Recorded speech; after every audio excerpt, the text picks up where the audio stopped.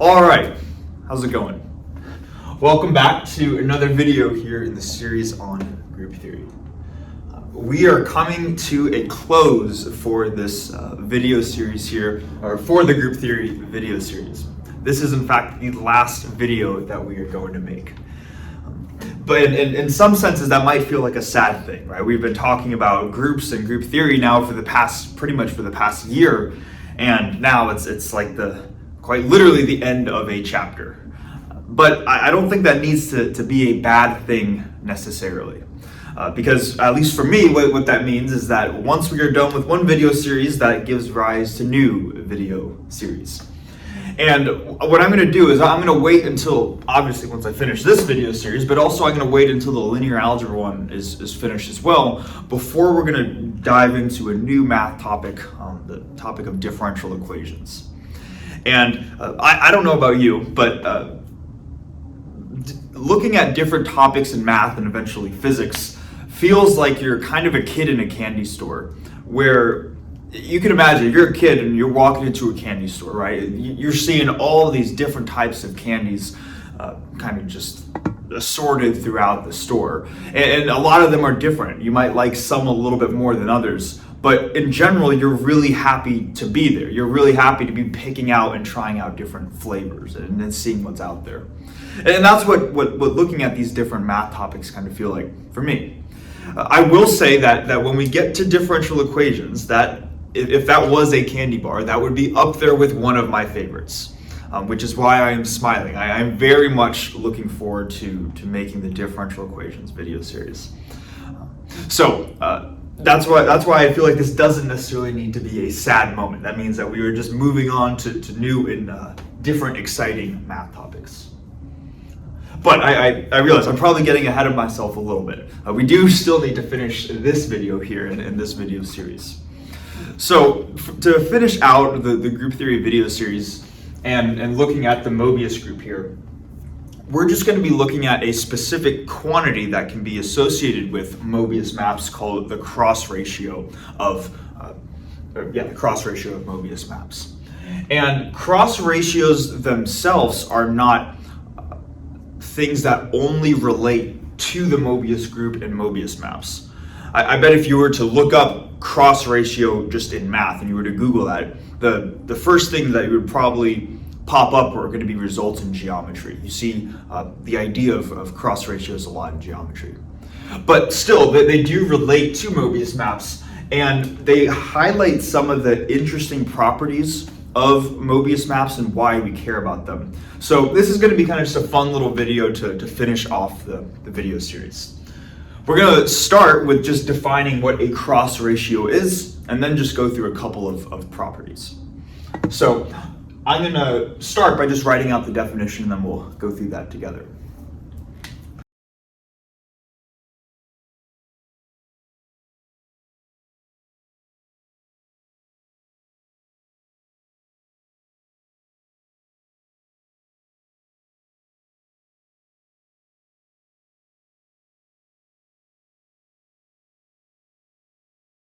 All right, so we have the definition here for a cross ratio of Möbius map. So let's go through it together. It says here that if we are given 4 distinct points in the extended complex plane, which we can call Z1, Z2, Z3, and Z4, then we can define a quantity called their cross ratio, and it is defined like this.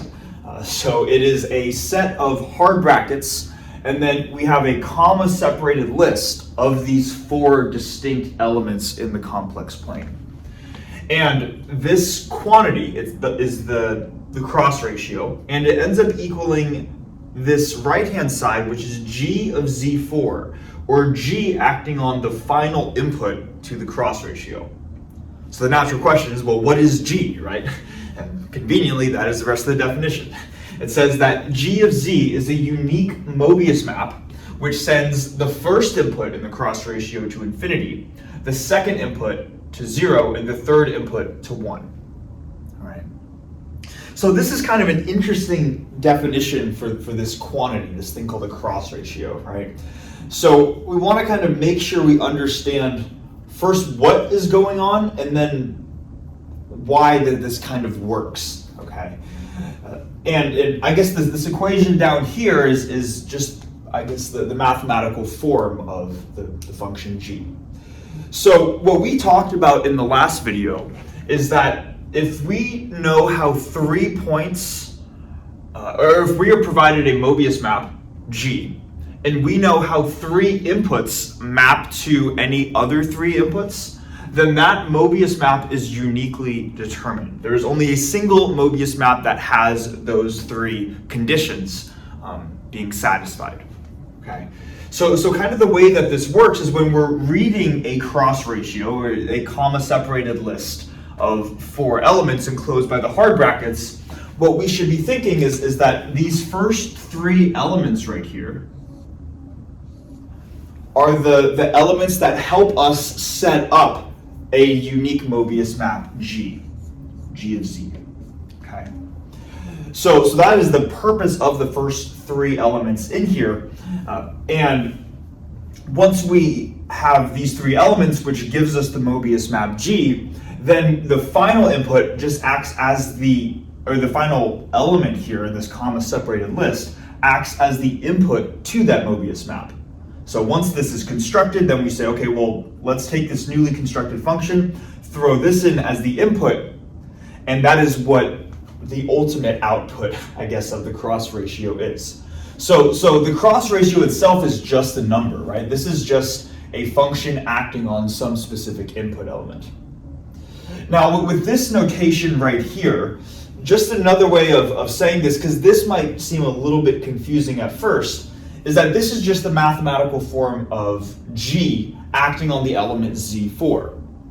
So then in the most general case, when G is not acting on Z4 specifically, but it's just acting on some arbitrary element Z, then the structure is going to be this, except I'm going to replace everywhere I see a Z4 with just the letter Z.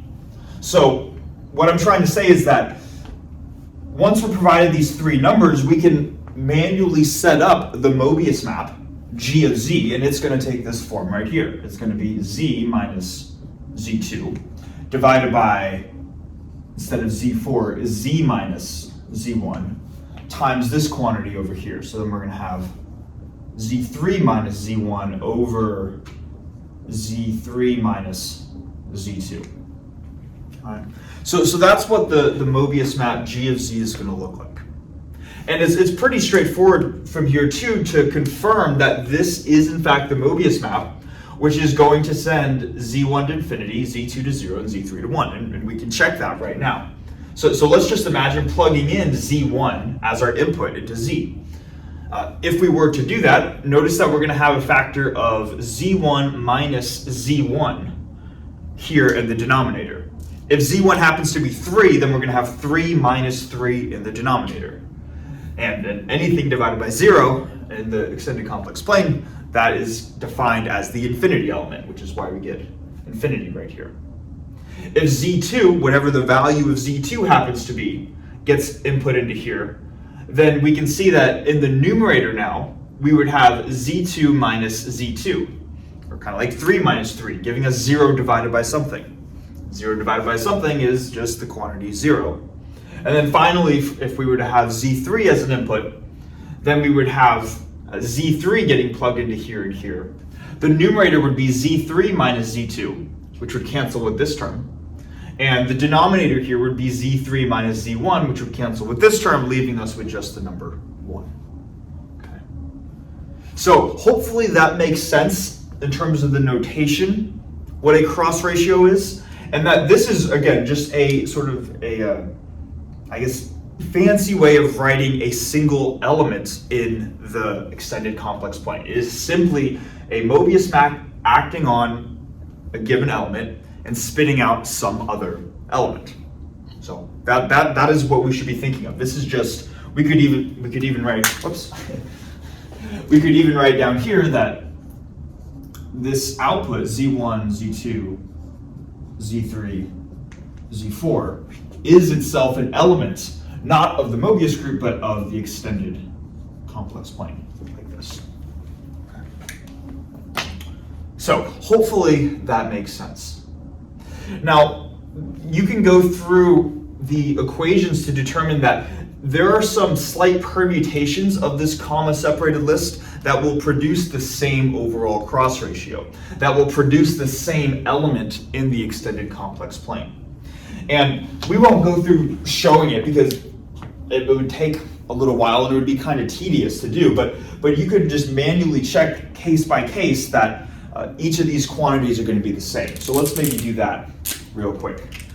Let's say that we have some given cross ratio, Z1, Z2, Z3, and Z4. What we could do is we could interchange Z1 and Z2. We could interchange Z3 and Z4, and when we do that, we're going to get the same output cross ratio.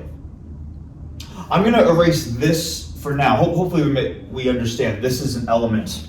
I'll actually write this right here, that this is just an element of C infinity, so I can erase this, so I have room to write what I just said, which is that if we were to interchange the first two, Z2 with Z1, and then Z4 with Z3, this element in the extended complex plane is the same as this element right here. What we could then do, another way of sort of rearranging these, is we could take these first two elements, or the final two elements, make those the first two, and make the first two the final two. And it turns out that cross ratio will also be the same. So Z3, Z4, Z1, Z2. This is the same as this is the same as this. And finally, if we were to look at this cross ratio, and we were to perform the same thing that we did going from here to here, where we take the first two elements, swap them, and then the last two elements, swap them, giving us Z4, Z3, Z2, Z1. Just the same as this thing, but in reverse order. Turns out that is the exact same thing, okay? So the idea behind this, not to memorize specific orders necessarily, but just to say that there are different, that once we write out four numbers, the order in which we write them matters. However, there are certain combinations, certain ways that we can write this comma-separated list of four numbers that will give us the same output. Okay. And then I think one final thing that is probably worth mentioning, in kind of the trivial case, I shouldn't say the trivial case, but just the case which produces the identity element, is going to be a cross ratio of the form that I'll write maybe right here.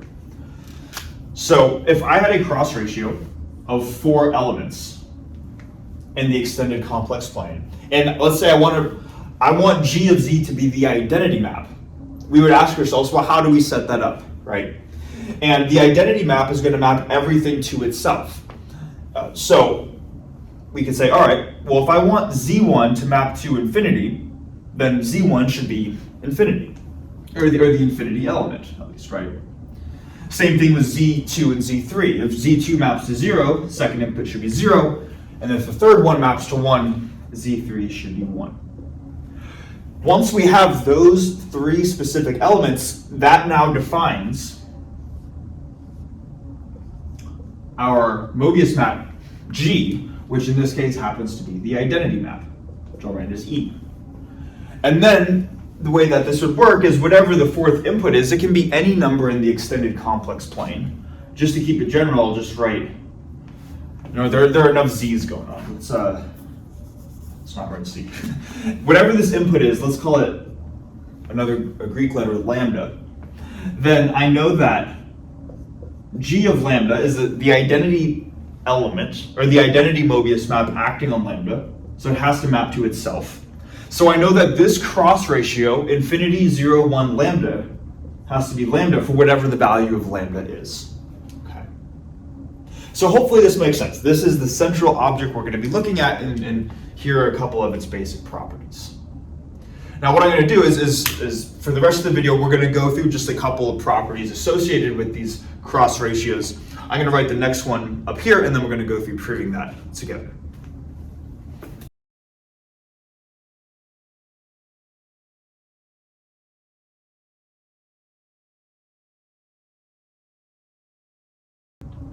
Okay, so we have this claim right here about Möbius, or about cross ratios of Möbius maps. So let's go through it together.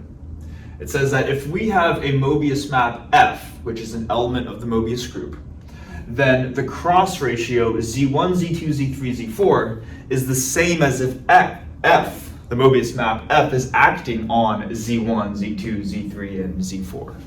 All right.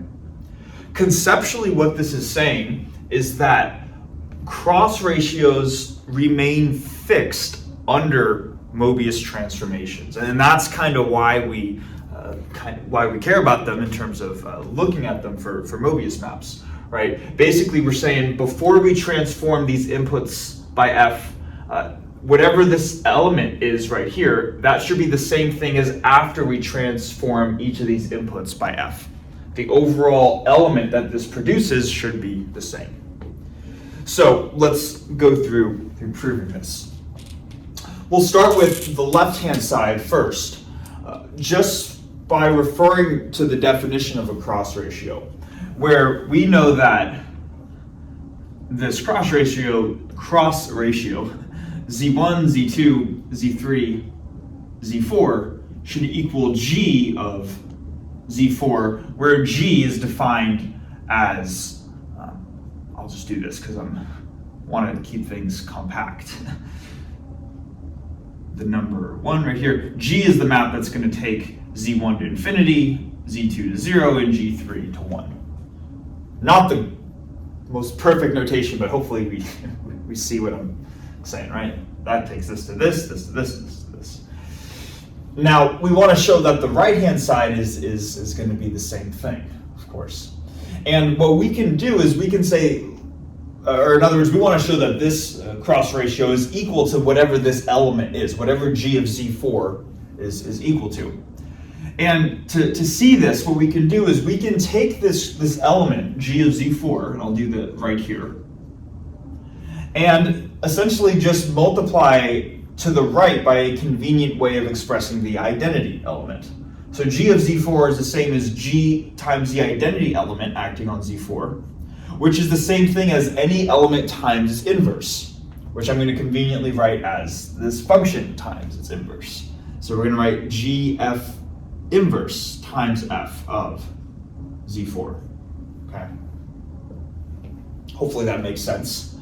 And the reason that I want to write it in this form right here is because if I were to just add a set of parentheses, now I'm going to have GF inverse acting on the element F of Z4. And what I want us to see here is that G of F inverse is a composite function, G of F inverse. But this composite function takes in, within the big parentheses, it takes in F of Z4 as an input. Notice that F of Z4 is the final input to here. So the overall goal then is to show that the function produced from these first three elements is GF inverse. Okay. Now, admittedly, this might be confusing at first because we're so used to thinking of the first three elements as being related to this G element, right? But this is where it's useful to keep in mind what everything actually means. Z1, Z2, and Z3, they're just some elements in the complex plane. We can call this 3, 4, and 2i, right? And then we can come up with the specific map, which takes G of, what did I even say? G of 3 to infinity, G of 4 to 0, and G of 2i to 1. Okay. But when we have a different set of three numbers right here, now F of Z1 is not the same as Z1. F of Z2 is not the same as Z2, and same as F of Z3 is not the same as Z3, at least in the general case, right? So now we have different numbers. This is no longer 3. This is no longer 4. This is no longer 2i. They might be different numbers in the extended complex plane. So because they are different numbers, that means that the function that maps these three elements to infinity, 0, and 1 is now fundamentally a different function than the one that maps these elements to infinity, 0, and 1. So when we are talking about the first three elements and the function that gets generated from these three elements, that function changes depending on what the elements are. So that's why we're not writing just g here, because g belong to these three numbers, and these are different numbers from z1, z2, and z3.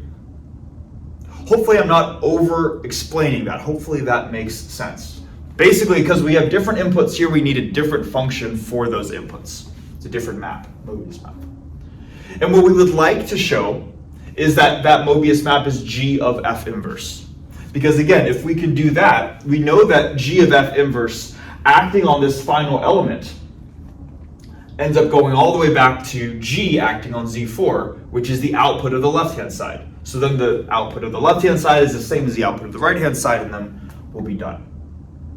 And doing this is really not, we're basically done at this point. We've actually almost provided the answer. Let's now suppose that, let's take this supposed function, g of f inverse,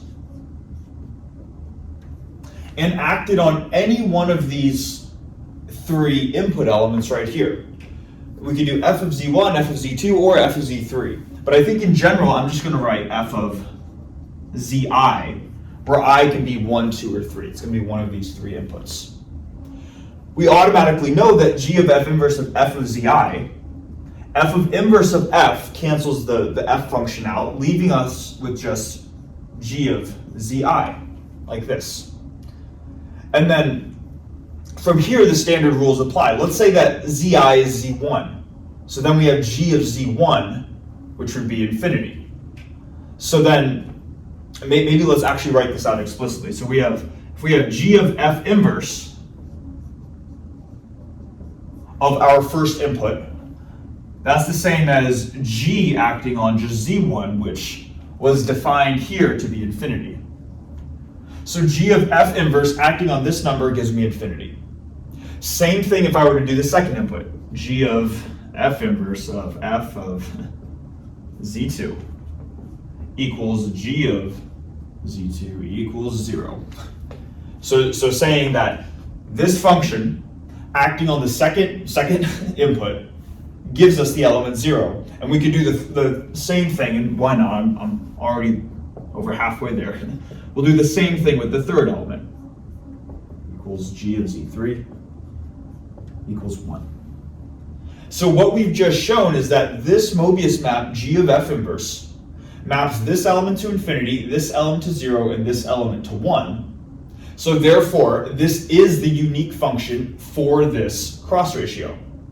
So then the output of that cross ratio is just g of f inverse of f of z4, which is what we have here, which is the same as just g of z4, which is the output of this. So the left-hand side equals the right-hand side, and then we're done. This is one of these classic ones. I don't know if I'm over-explaining it or not, but hopefully that makes sense. So, basic idea, the big idea that we want to get across here, because there's kind of a lot going on, is that the cross ratio will remain preserved under a Möbius transformation. This is an arbitrary Möbius map, right? So we're saying if we take any Möbius map, act them on all of these inputs, whatever these inputs happen to be, we'll get the same output, or the same output for the cross ratio as if we acted f on each of those elements individually.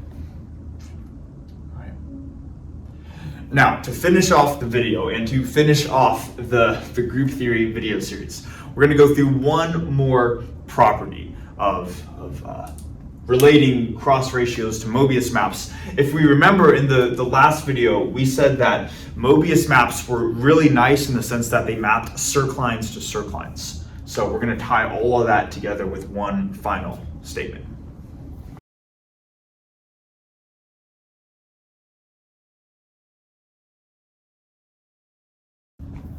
Okay, and of course there would be a random cut to finish off the video. I'll get better at that eventually, but it seems to just occasionally happen, right? But I know we did not get to this part, and this was the last part of the video, this final claim right here, which is a really interesting one. It ties everything all together that we've been talking about in the past couple of videos. Basically, it says that the cross ratio of z1, z2, z3, z4 will lie on some circline, meaning just some circle or a line, straight line, if and only if this cross ratio, the value of this cross ratio, is a real number. And this is kind of interesting in itself, just because we're saying that in the general case, the cross ratio will be some element of the extended complex plane. So this is actually a very specific subset of the extended complex plane. Now let's go through proving this. So let's suppose that I'm working in my extended complex plane. This is C infinity. And actually, rather than C, let's say that this is my domain, C infinity. I'm going to want to specify this here. Domain C infinity, and then over here I will have my codomain C infinity. You can imagine probably what map or what type of map is going to take me from a domain C infinity to a codomain C infinity. It's going to be a Möbius map, right? Now, let's start in our domain extended complex plane, and let's just suppose, for example, that we're going to take these first three elements defined here in this cross ratio, and those three elements happen to be defined on either a circle or a line. It doesn't matter. For the purpose of drawing something, I'll just draw a straight line. Doesn't really matter what I'm drawing, or I'll do my best to draw a straight line. That was almost a straight line, right? And we could call this straight line C. And let's maybe make these points a little bit bigger. This is Z1, this is Z2, and this up here is Z3. So C is going to be the straight line that passes through the points Z1, Z2, and Z3. Okay. Now, what we can do, additionally, because all we've done so far is just define 3 points in a plane in a straight line that passes through them. Let's next define a very convenient Möbius map that sends these three elements in our domain to very specific points. Let's define a Möbius map G that will send this guy to infinity. You might be able to see where we're going with this. So G of Z1 is infinity, G of Z2 is 0, and G of Z3 is the number 1. So if this is our domain, then when we map to the codomain, see, Z1 is going to not even be it's at the infinity element. I'd have to almost draw a Riemann sphere, if we've talked about that, to even try to put a location on this, but I can't even, if this is just the standard complex plane right here, I can't put the infinity element anywhere, so I won't even have Z1. Z1's off at infinity. Z2 is going to map to 0, so this is going to be G of Z2. Let's actually change where we write that so we have room here. 0, the origin, is going to be the point G of Z2. And then the number 1, let's say this is 0, this is the number 1, this is going to be the point G of Z3, like this. So still, all we're doing is we're just setting up the problem. I also just realized I wrote comain instead of codomain. Again, English is not, it's the reason I'm not an English major, right? I like math. Okay, codomain, C infinity. Now, all we've been doing so far is we've just been setting up and defining these various quantities, right? But we want to keep in mind what the actual proposition says. It says that this specific cross ratio, the cross ratio of the points Z1, Z2, Z3, and Z4, will lie on some circline if and only if this is true. So let's now take a look at this cross ratio that we have right here, the thing that's in the original question.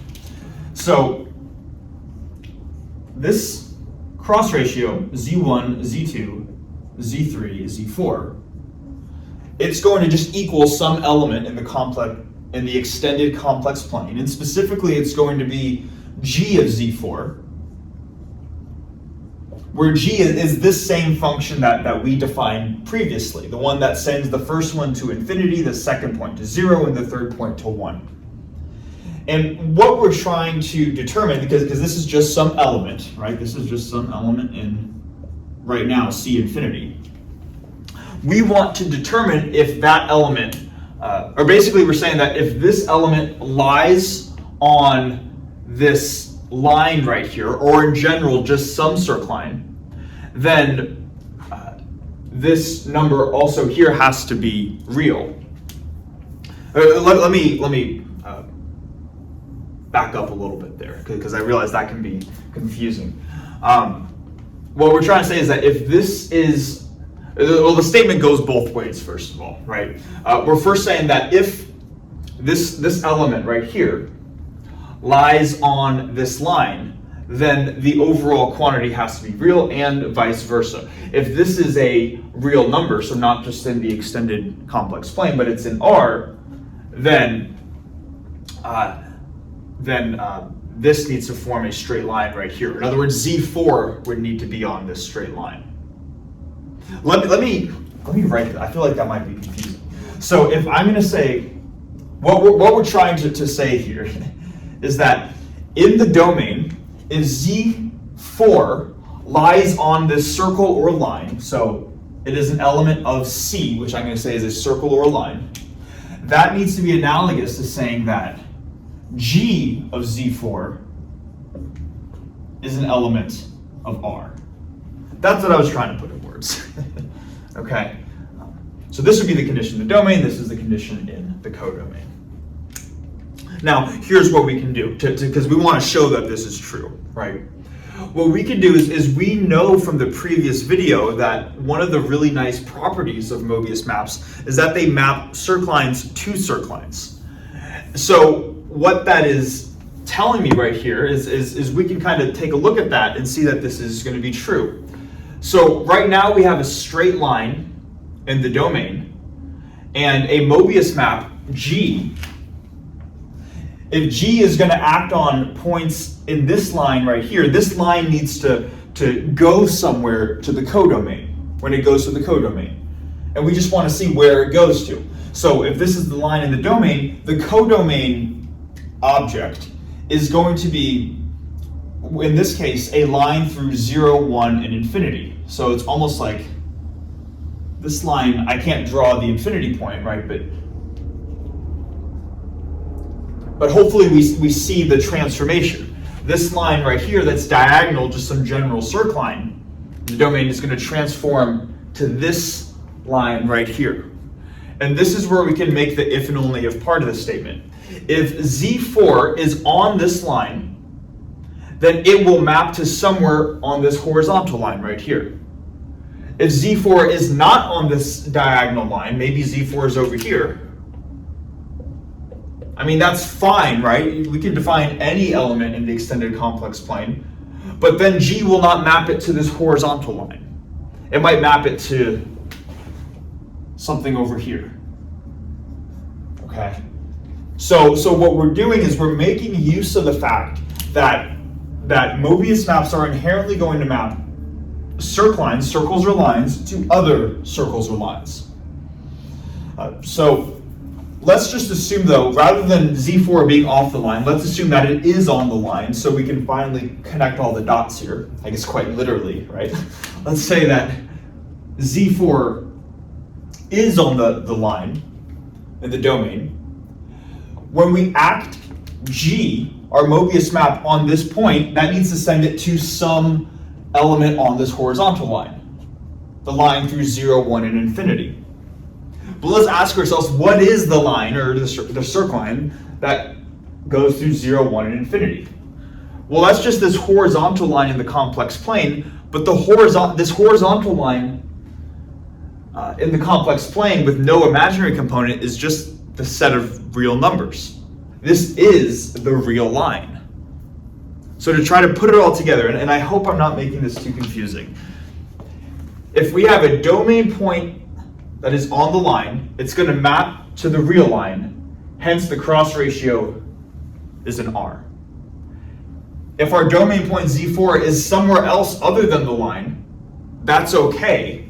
But then G, when G acts on it, it will map to somewhere other than the real line. And that's why you can have this if and only if condition right here. Okay. Hopefully that makes sense. And with that, too, we are going to put a close to the group theory video series. First, I want to say thank you so much for watching. It's the fact that, again, I do this as a hobby. I do this just because it's fun to do. And the fact that people watch these at all, I think, is a bonus. So if you get something out of this, that's really cool to me. But what I also want to say, too, is that don't feel like this video series alone is all there is to know about groups. I can tell you, just at least for the long-term goals for this channel, I'm eventually planning on making a video series that I'm going to call probably Abstract Algebra, more generally than just group theory. And abstract algebra is going to take a deeper look into groups, as well as some other algebraic structures like rings and modules and fields and all those good things. And what we'll see in that video series is that we can say a little bit more, we can go deeper and dive into the sort of world of groups. There's an entire set of theorems called the CeLO-P theorems that we didn't even cover in this video series that are incredibly important, that I am excited to eventually talk about. So there's more in terms of just theory that we can talk about with groups, and then also there are so many applications with groups as well.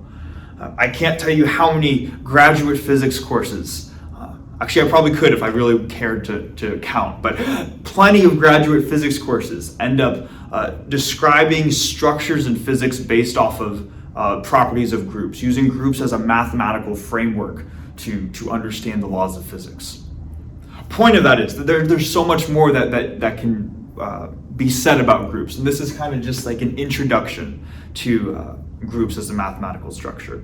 So I hope that if you have finished watching this video series, congrats for making it to the end, but also realize that there's a lot more that you can learn out there, and I don't want this to feel like this is like the entirety of group theory. Okay. But yeah, thank you again so much. I really appreciate it, and I hope I see you guys in some other video series. I plan on making many more, and hope to see you guys there. So, thanks.